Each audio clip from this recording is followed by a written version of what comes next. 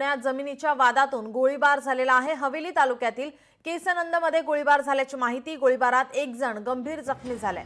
केसनंद वाढे बोलाई रस्त्यावर असलेल्या नर्सरी बोलाई रोड या ठिकाणाची घटना। गोळीबारात सुशील ढोरे जखमी झाल्याची माहिती सध्या समोर येते। जमिनीच्या वादातून गोळीबार झालाय।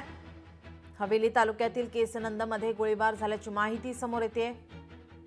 आपले प्रतिनिधी चंद्रशेखर भांगे आपल्या सोबत फोन लाईन वरून जोडले। चंद्रशेखर, काय अधिकची माहिती?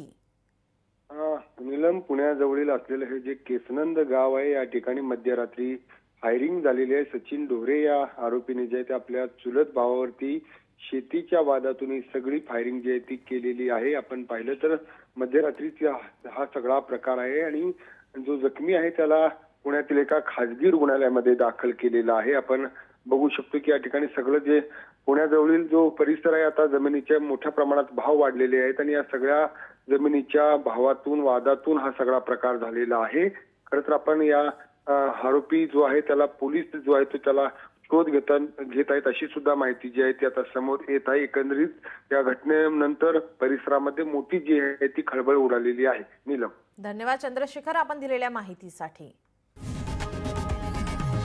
लोकशाही मराठी ऐका, पहा, जागरूक रहा।